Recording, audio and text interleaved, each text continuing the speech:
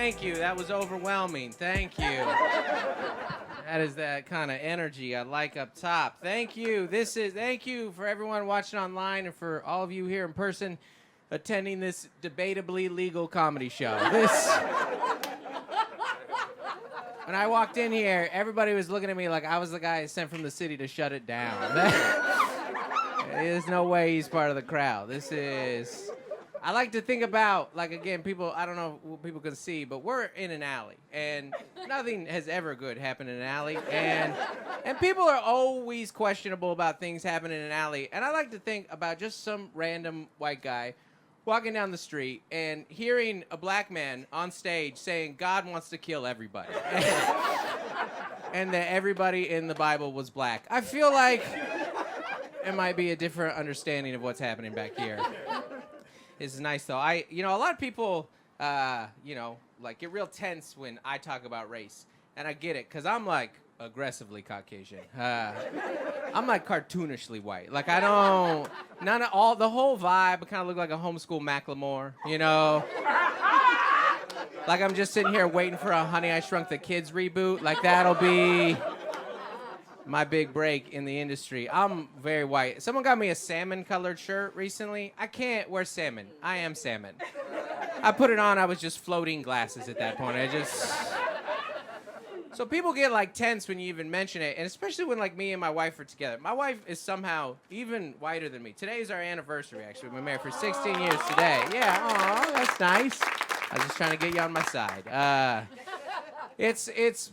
She's like, when you see us together, it's like embarrassing. Look, we look like we were born in a Panera Bread. You understand me?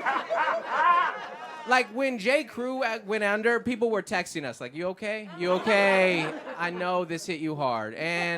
But my wife, her whiteness comes out in other ways. So I grew up in a very diverse community. My wife, not so much. So it's like, it's hilarious. We recently were at my son's soccer game. All right, it's a while back before youth sports were illegal. And my son's friend comes up, who happens to be black, and my wife, who's super friendly, goes, hey, what's your name? And the kid goes, Jameer. And this is the moment that I realized, like, just how white my wife is, because the kid goes, Jameer, and my wife goes, John Mayer.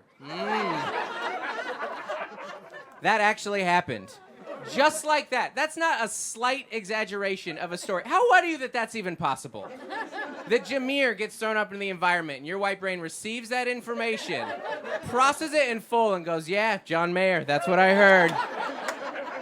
I didn't mishear. I'm not going to ask a follow-up question. This little black child's first name, John Mayer, that's it. His name is John Mayer. His body is a wonderland. Let's go do white things like brunch in an escape room. Let's go. I have a Groupon. Kev was right, though. I mean, you do need to stop telling kids to believe in their dreams. Because not every dream is realistic for every person. Kev's saying his son wants to be in the league. My son wants to be in the league. He has a dad, and he's mine. No chance. No. Look at me. There are no me's in the NBA. But he gets fed these lies. My teacher said I can be anything I want when I grow up. Son, you're not going to grow up to be a tall black man. That's not going to happen. He called me on it, though. He's like, no, Dad, sometimes short little white guys do make it to the NBA. You can't think like that. You got to think positive. What about John Stockton? Ever heard of him, Dad? John Stockton, Hall of Famer and the all-time leader in assists. I said, yes, son, assists. His best skill, passing to the black guys.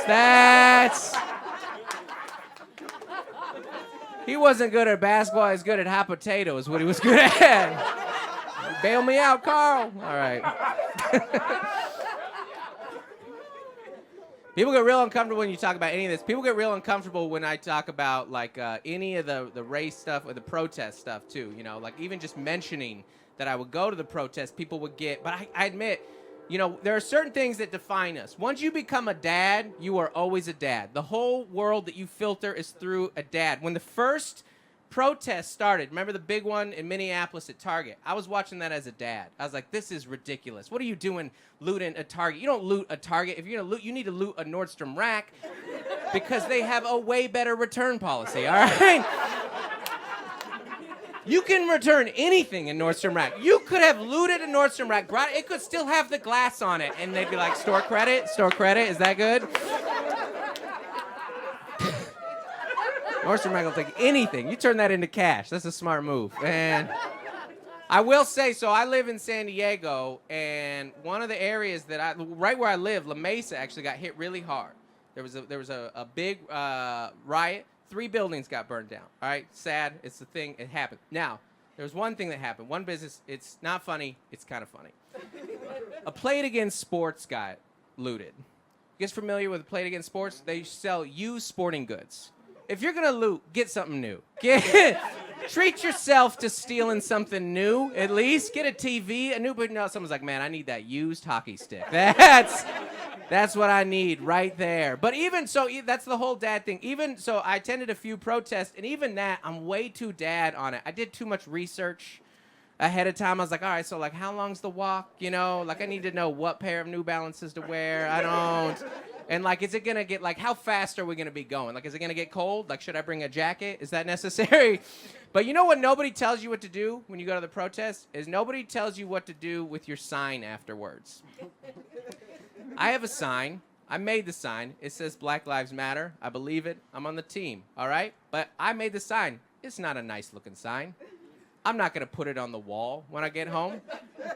But I also don't want to be seen putting a Black Lives Matter sign in the trash.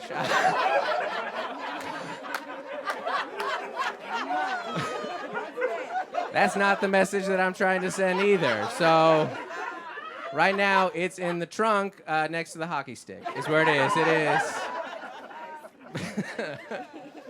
One of the things that like is a key to a marriage is getting together and just hating things together. It's important. Me and my wife, it drove us insane. Someone sent us an invitation recently for a baby shower for their 4th child. You're just being selfish at that point, right? 4th child. What do you want me to get you? A book on family planning? Is that what you want? Is it a pop-up book? No, it's a pull-out book is what it is. But that's because we forget, all right? We forget that kids can be mean in very vulnerable moments. I get really car sick. The last time that I get car sick in front of my kids, not only were they not supporting, they were mocking me. My kids were doing impersonations of me puking as I was still actively puking. Just in the back of the car, I'm dead. Is he crying? What a friggin' loser. I just went on instinct. I go, look at me. You look at me in the eyes. You need to know that of everyone in this family, your mom is the only one that I picked.